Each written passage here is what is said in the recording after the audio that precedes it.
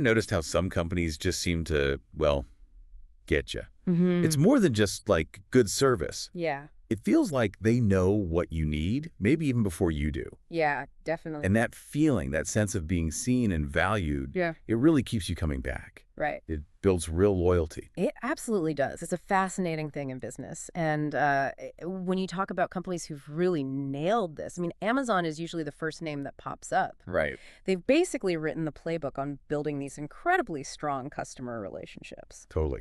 And that's exactly what we're getting into today. Welcome to the deep dive from Mangrove Marketing Insights. Glad to be here. Our mission today is to kind of pull back the curtain on how Amazon achieves this amazing success. We're focusing specifically on their use of data and personalization. Yeah, drawing heavily from that great article by Mangrove Studio, How Amazon Wins Loyalty Through Personalization. Exactly. Yeah. So hopefully you'll get some real aha moments, sort of a shortcut to understanding their powerful approach. It's, frankly, pretty hard to copy. It really is. Okay, so let's unpack this. We often think Amazon wins just on low prices or, super fast shipping. And sure, those help. Of course, big factors. But the Mangrove Studio piece really highlights that their real edge, their, secret sauce, it's building relationships, making customers feel understood. Mm-hmm. So the big question is, how do they actually gather that level of understanding for millions of different people? Well, what's really amazing here is just the sheer breadth of data they collect. It's almost at every single touch point you have with them online. Like what specifically? Think about your browsing history, every page you look at, what products you spend time on, then obviously your purchase history, what you bought, how often, Okay. even stuff you put on your wish list.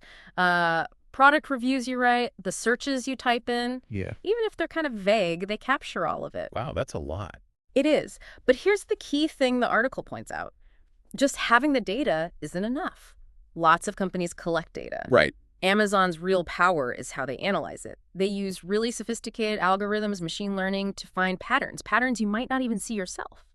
So they can predict what you might want. Exactly. Predict and even preempt your needs. They recommend stuff you're likely to want, sometimes before you even consciously think of it. And it's this constant feedback loop, How so? Every click you make, every purchase, it just feeds back into their system, making the next interaction even smarter, more relevant just for you. That's the part that really gets me. Taking all that data and actually using it so it feels helpful, not creepy. Right. It's a fine line. So how do they translate mountains of data into something that feels, well, personal for every single customer? What does that look like in practice? Yeah, this is where the theory hits the road, right? Where data becomes personalization. The article breaks it down into 4 main ways Amazon does this. Okay, let's hear them. First up, tailored product recommendations. So when you log in, you're not just seeing random stuff. No, definitely not. It's curated based on your past buys, what similar shoppers bought, and your own browsing and search patterns. The goal is really to save you time, make it effortless. Yeah, instead of digging through pages, it's often right there. I've had that happen scrolling, and boom, there's the thing I was vaguely thinking about. Exactly. It's eerily effective, like you said. Which leads right into the second point. Dynamic home pages. Meaning my homepage looks different from yours. Totally different. Yours shows deals based on your interests, maybe reminders about your wish list items, specific promotions just for you. It's like the store magically rearranges itself based on what you might want at that exact moment. That's wild. Impossible in a real store. Pretty much, but standard practice for them.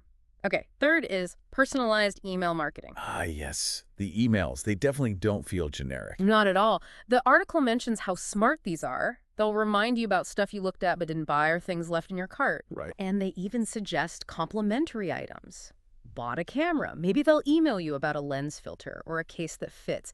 It shows they're tracking your journey, trying to help you complete it. It makes you feel like they're paying attention more than just a transaction. Exactly. It builds that relationship. And then the fourth pillar, maybe the most famous, smart loyalty programs, especially Amazon Prime. We all think free shipping, but it's way more, isn't it? Oh, absolutely. Free shipping is huge, obviously.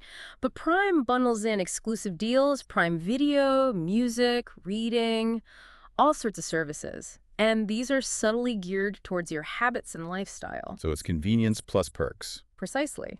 Convenience and exclusivity. It turns casual shoppers into really loyal advocates who just don't feel the need to go elsewhere. You become part of the whole Amazon ecosystem. It's genius at creating stickiness. Okay, so we've seen how they gather the data and how they use it through these 4 pillars. What's the big picture impact? Why does this intense personalization actually work so well for them and for us? That's the crucial question, right? The article highlights a few key reasons. First, it reduces decision fatigue. Makes sense. Too many choices can be overwhelming. Totally. Amazon cuts through the noise. They bring what you likely want right to you, so you don't have to spend ages searching and comparing.